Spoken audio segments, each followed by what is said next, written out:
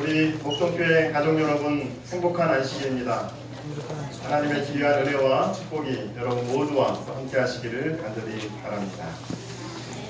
2019년 축구 경기 또 운동 경기로 따지면 이제 전반전을 마치고 저희가 이제 후반전을 시작하게 되었습니다. 혹시 지난 전반전을 여러분들이 어떻게 사셨던지 간에 하나님께서 우리에게 또 다른 기회를 주십니다. 새로운 마음과 또 새로운 결심으로 정말 아름답고 행복한 2019년을 마무리하실 수 있는 저와 여러분들 되시기를 간절히 바랍니다.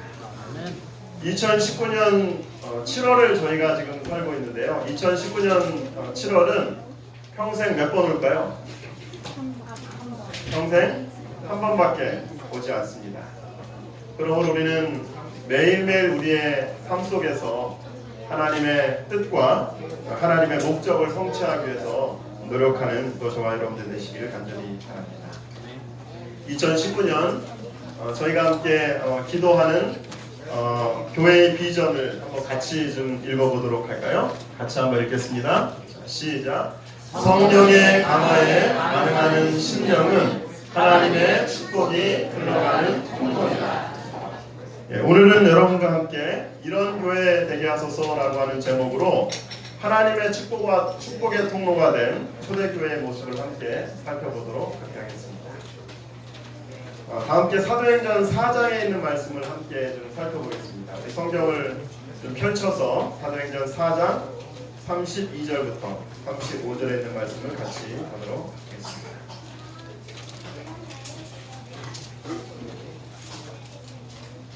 같이 한번 읽어볼까요? 같이 읽습니다. 시작. 믿는 우리가 한 마음과 한 뜻이 되어 모든 물건을 서로 공유하고 자기 물건을 조금이라도 자기 것이라 하는 이가 하나도 없더라. 사도들이 큰 권능으로 주 예수의 부활을 증언하니 우리가 큰 은혜를 받아 그 중에 가난한 사람이 없으니 이는 밭과 집 있는 자는 팔아 그 판 것에 값을 가져다가 사도들의 발 앞에 두매 그들이 각 사람의 필요를 따라 나누어 줍니다. 오늘 말씀을 묵상하면서 우리는 한 가지 질문에 대하여 답할 수 있습니다. 사도행전에서 나오는 초대교회는 어떤 교회였습니까? 이걸 좀 쉽게 좀 바꾸면 우리 목동교회의 2019년 표어는 성령의 감화에 반응하는 심령은 하나님의 축복이 흘러가는 통로이다라고 얘기했죠.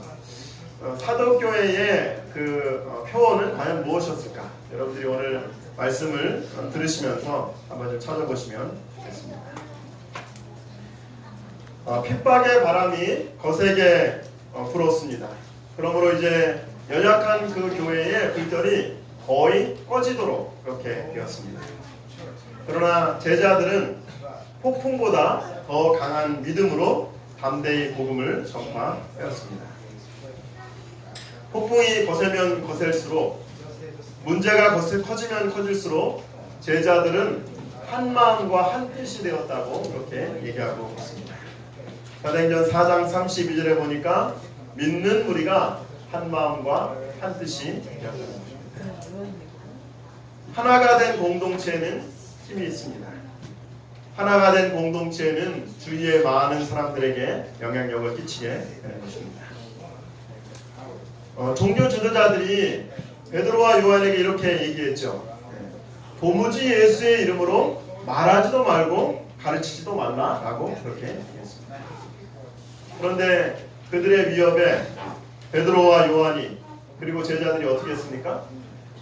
위협당하면 위협당할수록 핍박당하면 핍박당할수록 한 마음과 한 뜻이 되었습니다. 그리고 제자들은 이렇게 기도합니다. 사도행전 4장 29절에 있는 말씀을 한번 같이 좀 읽어보겠습니다. 이 기도가 오늘 우리 교회의 기도가 되기를 또 간절히 바랍니다. 같이 한번 읽어볼까요? 시작. 주여 이제도 그들의 위협함을 두고 보시옵고 또 종들로 하여금 담대히 하나님의 말씀을 전하게 하여 주시오며. 초대교회 교인들은 핍박을 받으면 받을수록 위협을 받으면 받을수록 한 마음과 한 뜻이 되었습니다. 그리고 핍박보다 더 큰 권능으로 예수님의 부활을 담대히 증거하였습니다. 이제 주 교회가 연합한 지 3개월이 되었습니다. 저희가 4월 첫째 주에 함께 연합해서 예배를 드리기 시작해서 3개월이 흘렀습니다. 많은 분들이 이런 이야기들을 하세요. 함께 예배를 드리니까 너무 좋다. 함께 예배를 드리기를 너무 잘했다. 왜 진작 합치지 않았는지 후회가 된다. 라는 말씀을 하십니다. 또 성전에 가득 많은 분들이 함께 예배를 드리는 모습을 보니까 너무 좋다라고 그렇게 얘기하십니다. 여러분도 그렇게 생각하세요? 네. 우리는 지금 한이문 기간을 보내고 있는 것입니다. 순풍에 돛단 듯 모든 일들이 또 잘 진행돼가고 있습니다. 그러나 우리의 교회에 또 우리의 인생에 늘 순풍이 불 수만은 없습니다. 때때로는 거센 비바람이 몰아치기도 하고 폭풍우가 몰아칠 수도 있습니다. 그럴 때 여러분들은 어떻게 하시겠습니까? 우리는 언제나 하나님께 기도할 때에 순풍이 불기를 그렇게 기도합니다. 아니면 아무 문제가 없을 수 있도록 해달라고 그렇게 기도합니다. 그런데 어떤 분이 얘기하길 교회는 이 돛담배와 같다, 요트와 같다라고 그렇게 얘기하고 있습니다. 요트는 바람이 불어야 앞으로 갈 수 있습니다. 만약에 바람이 불지 않으면 요트는 앞으로 갈 수 없습니다. 그런데 여러분, 요트에 바람이 어떤 방향으로 불어야 요트가 가장 빨리 갈 수 있을까요? 우리가 생각할 때는 바람이 어디서 불어줘야 돼요? 등 뒤에서, 가려고 하는 목적지에서 바람이 불어줘야 요트가 가장 빨리 갈 수 있다고 그렇게 생각합니다. 그런데 뒤에서 부는 바람을 따라서 가게 되면 그냥 바람 부는 속도밖에 가지 못하게 됩니다. 이 전문가들은 저는 배를 잘 운전하지 못하는데 가장 좋은 바람은 항해 중에 목적지에 가기 위해서 가장 빨리 갈 수 있는 가장 좋은 바람은 오히려 역풍이라고 합니다. 오히려 이렇게 목적지에서 반대로 불어오는 방향이 가장 빨리 갈 수 있다고 합니다. 바람을 맞고 가야 가장 빨리 갈 수 있습니다. 아니 목사님, 뒤에서 바람이 불어줘야 갈 수 있는데 어떻게 앞에서 부는 바람을 가지고 빨리 갈 수 있습니까? 이 앞에서 불어오는 바람을 이렇게 지그재그로 피해가면서 가게 되는 것입니다. 그거를 항해술에서 태킹이라고 하는 그런 기술이라고. 그러니까 오히려 역풍이 불어올 때 그 역풍을 이용해서 지그재그로 가게 되면 가장 빨리 도달할 수 있는 것입니다. 우리의 인생에서도 마찬가지입니다. 얼마나 바람이 부느냐가 중요한 것이 아닙니다. 어떤 방향으로 바람이 부는지가 중요한 것이 아닙니다. 중요한 것은 바람의 방향에 따라서 돛의 방향을 어떻게 두는지가 중요한 것입니다. 우리의 삶에 있어서도 바람이 불어올 때 우리의 마음의 돛을 어디에 두느냐에 따라서 그 방향이 결정되고 배의 속도가 결정되는 것입니다. 여러분은 날마다 매일의 삶을 위해서, 여러분들의 인생을 위해서 어떤 기도를 드리고 계십니까? 하나님, 오늘은 폭포가 하나도 없을 수 있도록, 바람이 하나도 불지 않도록 우리가 기도합니다. 오늘도 무사히 그렇게 여러분들이 기도하십니까? 아무 문제가 없이 모든 일이 만사형통할 수 있도록 그렇게 기도합니다. 그런데 오히려 그런 기도도 정말 중요하지만 오늘 우리가 드려야 될 기도는 폭풍에도 두려워하지 않는 믿음을 갖는 기도입니다. 고난과 어려움 속에서도 그 고난과 어려움을 능히 이길 수 있는 큰 능력을 달라고 하는 그런 기도입니다. 거센 폭풍을 이길 수 있는 더 큰 믿음과 더 큰 담대함을 위하여 기도하는 저와 여러분들이 되시기를 간절히 바랍니다. 바람이 불어와야 더 빨리 갈 수 있음을 인해서 하나님께 감사를 드리게 됩니다. 아주 오래된 찬미이고 아주 옛날 찬미인데 그 찬미 중에 고요한 바다로라고 하는 찬미가 있습니다. 혹시 여러분 들어보셨어요? 고요한 바다로 저 천국 향할 때 주님에게 순풍 주시니 참 감사합니다. 근데 그 찬미의 2절에는 뭐라고 찬양하고 있습니까?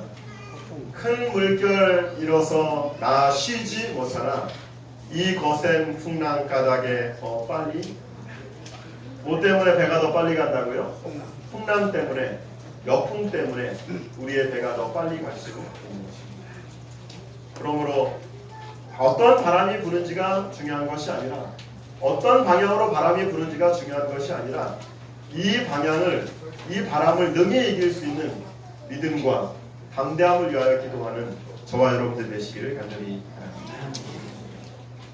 사도들이 큰 권능으로 주 예수의 부활을 증언하니 우리가 큰 은혜를 받았다.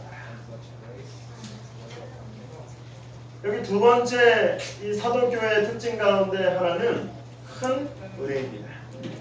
어떤 은혜를 받았답니까? 첫 번째 이 은혜는 복음의 은혜입니다. 하나님의 은혜를 그들이 체험하였습니다. 그런데 이 성경에서 이 은혜라는 단어가 나올 때 이 두 번째 이 은혜라는 말은 다른 사람들에게 호감과 호의를 받았다는 얘기입니다. 다시 말하면 초대교회가 많은 사람들한테 호감을 받고 그리고 관심을 받았다는 얘기입니다. 어떻게 사람들이 기독교에 호감을 갖게 되었습니까? 어떻게 많은 사람들이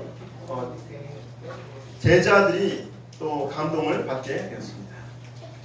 여기 사도행전 4장 32절에 우리가 큰 은혜를 받았다는 이 말이 사도행전 2장 47절에서는 뭐라고 쓰이냐면 또 온 백성에게 칭송을 받습니다. 이 칭송을 받았다는 말이 은혜를 받았다는 말과 똑같은 말입니다. 다시 말하면 온 백성에게 은혜를 받았다는 것입니다.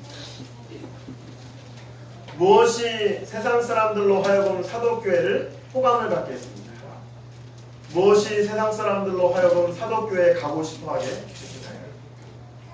바로 핍박과 어려움 가운데서도 굽히지 않고 복음을 오늘 안식학교 시간에 우리 염순혜 집사님의 간증을 들으면서 때때로 핍박이 있고 어려움이 있지만 그러나 포기하지 않고 하나님을 붙들고 가는 그러한 믿음이 다른 사람들에게 감동을 주는 것입니다. 연약하고 부족한 제자들이 복음의 능력으로 변화된 그러한 삶이 바로 그들에게 감동이 되는 것입니다. 지난 6월 15일과 22일에는 우리 패스트 제자훈련 1단계, 2단계 기말고사를 그렇게 치렀습니다. 그리고 또 우리 교우님들과 함께 여러 간증들을 나누었습니다. 2단계에 2분, 그리고 또 1단계 10분이 우리 제자훈련을 또 수료하였습니다. 패스트 제자훈련을 진행하면서 제가 좀 하나님께 감사드리는 것은 작지만 복음의 능력을 통하여 작고 연약한 성도들이 변화를 경험한다고 하는 것입니다. 제가 다른 교회 가면은 실명을 밝히는데 우리 교회에서는 서로 실명을 밝히는 게 좀 쑥스러우니까 그냥 제가 얘기하겠습니다. 어떤 성도님은 그런 얘기를 하세요. 매주마다 제자훈련 같이 모이는데 공부만 하는 게 아니라 선물도 받고 또 차도 같이 나누니까 제자훈련 하는 것 때문에 매주 교회에 오는 시간이 너무나 기다려집니다. 교회에 가고 싶다. 어떤 성도님이 그런 간증을 하셨습니다. 또 어떤 분은 리더들이 정말 열심히 또 사랑으로 가르쳐 주어서 하나님의 은혜를 경험하는 것 같다라고 얘기했습니다. 한 집사님이 이렇게 얘기합니다. 지하철에서 멍 때리기를 좋아해서 왔다 갔다 할 때는 아무 생각 없이 유튜브나 보면서 다녔다. 하지만 지금은 말씀을 외우고 사무실에 말씀을 붙여놓고 또 외우고 성경 말씀을 되뇌이면서 주님의 사랑을 많이 받고 있다. TV를 멀리하면서 틈틈이 성경 말씀을 외우다 보니 몰랐던 아버지의 사랑을 깨닫고 있는 것 같다. 성경을 읽고 기억절을 암송하면서 다시금 하나님의 말씀의 힘을 경험하고 있는 것 같다. 우리는 작고 연약합니다. 때때로 결심하고 때때로 넘어집니다. 그런데 사람들은 우리의 작고 연약한 모습이 아니라 정말 작고 연약하지만 우리가 하나님의 말씀을 붙들고 하나님 뜻대로 살려고 하는 그런 모습을 통하여 감동을 받는 것입니다. 그것이 바로 모든 사람들에게 은혜가 되는 것입니다. 부족하고 연약하지만 복음의 능력이 우리를 변화시킵니다. 하나님이 우리를 변화시킵니다. 복음의 능력을 경험하는 저와 여러분들 되시기를 간절히 바랍니다. 또 무엇이 다른 사람들에게 은혜가 되었습니까? 바로 복음으로 변화된 삶뿐만이 아니라 나눔의 삶을 통하여 그들이 은혜를 받았다고 얘기합니다. 사도행전 4장 34절과 35절에 그 중에 가난한 사람이 없으니 이는 밭과 집 있는 자는 팔아 그 판 것의 값을 가져다가 사도들의 발 앞에 두매 그들이 각 사람의 필요를 따라 나누어 줍니다. 사도행전은 공산주의를 지지하고 있지 않습니다. 공동 소유, 공동 생산, 공동 분배를 지지하고 있지 않습니다. 다만 사도행전에서 얘기하고 싶은 것 중에 하나는 하나님의 은혜를 경험한 제자들의 자발적인 헌신입니다. 내가 경험한 하나님의 은혜에 감격하여서 내가 갖고 있는 작은 것들을 하나님께 드릴 때에 은혜가 있고 또 능력이 있는 것을 얘기하고 있는 것입니다. 이 사도행전에 있는 말씀 한번 같이 좀 읽어볼까요? 네, 같이 읽습니다. 시작. 신자들 편에서는 이러한 관대한 은혜는 성령의 부어주심을 받은 결과였다. 형제들과 저희가 지지한 사업에 대한 사랑이 그들의 돈과 소유물에 대한 애착보다 훨씬 더 컸다. 그들의 행동과 그들은 사람들의 영혼을 세상의 재물보다 더욱 가치 있게 여긴다는 것이 분명하였다. 성령의 은혜를 받은 사람들은 우선순위가 나 중심이었던 사람이 하나님 중심으로 형제들 중심으로 바뀌어가게 됩니다.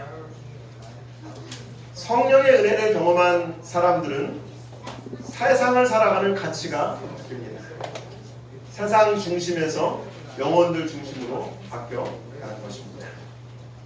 성령의 은혜를 경험한 사람들은 세상을 살아가는 방법이 바뀝니다.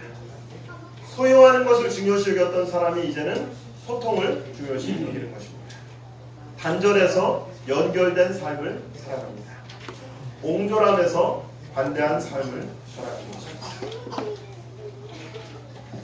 얼마 전에 미국의 흑인 억만장자가 미국 조지아주에 있는 모어하우스 대학교에 졸업 축사를 하게 되었습니다.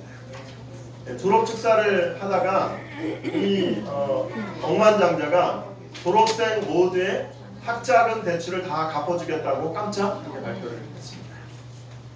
졸업생 중에 학자금 대출을 받은 사람이 무려 400명입니다. 이 사람의 이름은 로버트 스미스라고 한 사람인데 만약에 이 사람이 졸업생 400명의 대출금을 다 갚아주면 4천만 달러 우리나라 돈으로 477억 원이 들어갑니다. 이 이야기를 듣자 졸업생들과 참석자들이 믿기지 않은 듯 기뻐하였습니다. 그러면서 환호하고 또 기뻐했습니다. 그러면서 이 부자가 뭐라고 얘기를 했냐면 477억 원을 갚아주면서 뭐라고 얘기를 했냐면 여러분도 세상에 나가서 다른 사람들에게 받은 그 은혜대로 그렇게 갚으라고 얘기했습니다. 자신도 다른 사람들에게 베풀며 살아가고 얘기했습니다. 목회를 하면서 저는 제 자신의 부족함과 무능을 정말 절망할 때가 너무나 많습니다. 질병으로 고통받는 좀 환우를 방문할 때는 이런 생각을 좀 해봅니다. 내가 정말 좀 유명한 의사가 돼가지고 이 모든 병을 고쳐주면 얼마나 경제적으로 힘들어하는 성도들을 만날 때가 있습니다. 그럴 때면 아까 나왔던 그 부자처럼 내가 좀 돈이 많아가지고 이 사람의 모든 문제를 좀 해결해줬으면 좋겠다라고 그렇게 기도하기도 합니다. 자녀 문제, 부부 문제, 인간관계로 힘들어하는 여러분들을 만나기도 합니다. 그럴 때면 내가 정말 좀 최고의 상담가가 돼가지고 이들의 모든 문제들을 좀 해결해 주면 어떨까라고 그렇게 생각합니다. 예수님이라면 모든 문제를 해결해 줄 텐데 나는 그러한 능력이 없다고 생각합니다. 그럴 때 하나님께서 우리에게 뭐라고 말씀하십니까? 내가 지금은 부족하지만 내가 조금 지나서 남들을 좀 도와야 되겠다. 내가 지금은 부족하지만 내가 좀 준비되어서 다른 사람들을 도와야 되겠다.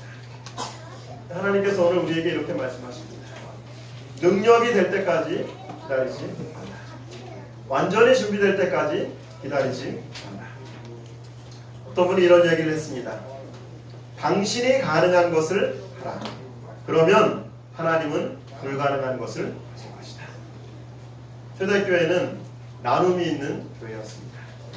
그러나 자기가 갖고 있는 작은 거지만 그것을 나눌 때에 그것이 바로 축복이 되는 것입니다.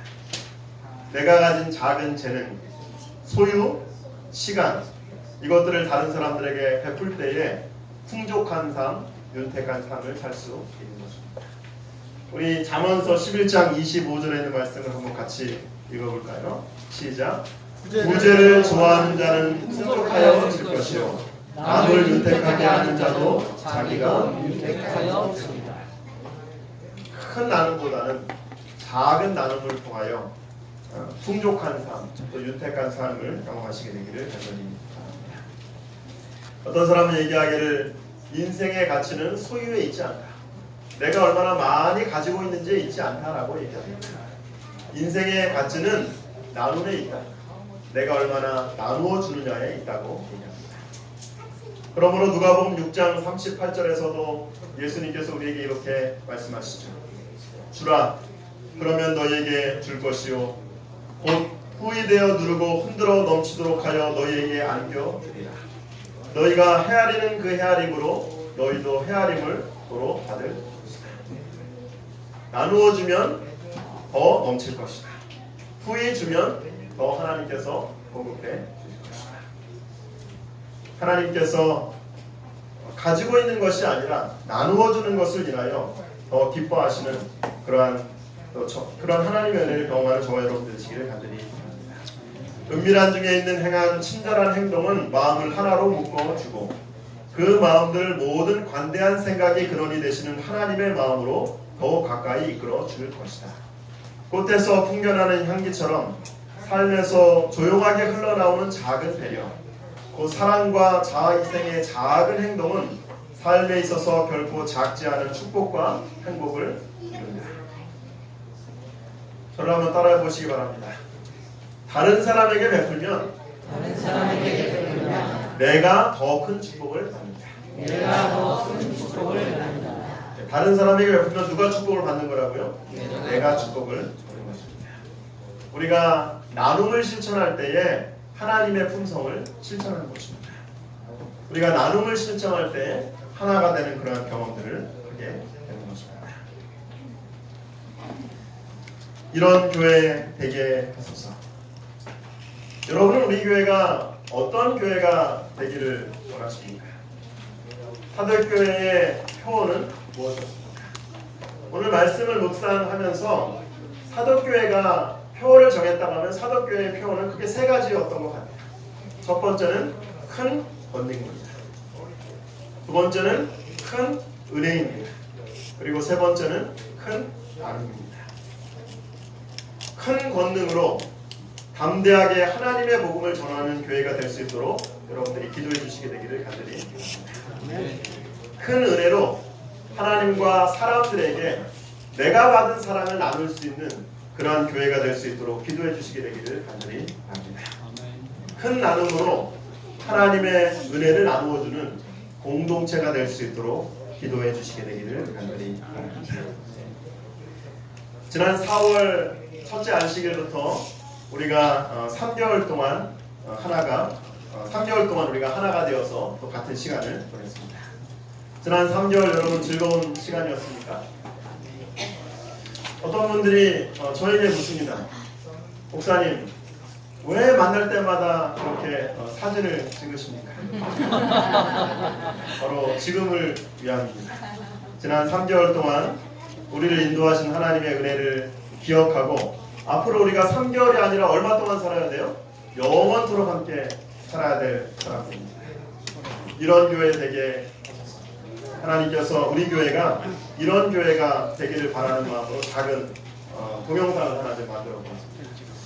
이 동영상은 우리 한나가 어젯밤에 2시간 동안 만들었습니다. 그런 재능이 있었군요. 시키니까 한 거였어. 합병 끝까지 했는데. 야.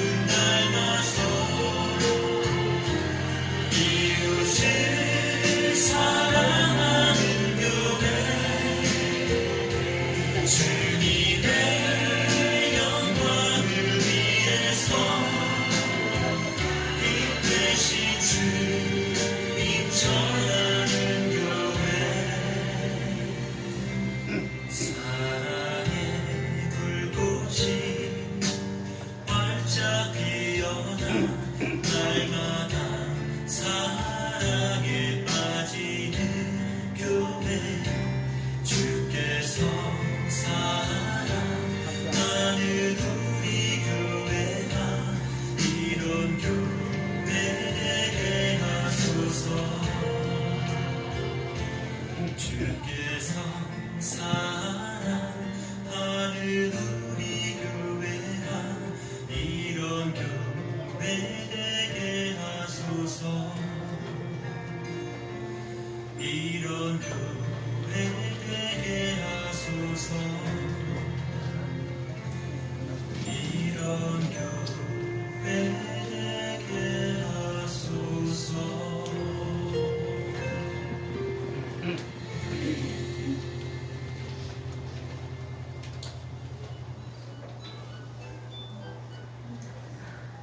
하나님 아버지, 더 큰 능력으로 복음을 담대히 전할 수 있는 교회가 되게 하여 주시옵소서. 더 큰 은혜로 하나님의 사랑을 나눌 수 있는 교회가 되게 하여 주시옵소서. 더 큰 나눔으로 사랑과 은혜를 나누는 그런 공동체가 되게 하여 주시옵소서. 우리 교회를 위하여, 우리 교회가 이런 교회가 될 수 있도록 여러분들이 더 많이 기도해 주시게 되기를 간절히 바랍니다. 이번 한 주 우리가 있는 가정에서, 학교에서, 또 직장에서 큰 권능, 큰 은혜, 큰 나눔을 실천하는 저와 여러분 되기를 간절히 바라면서 오늘 말씀을 마치도록 하겠습니다.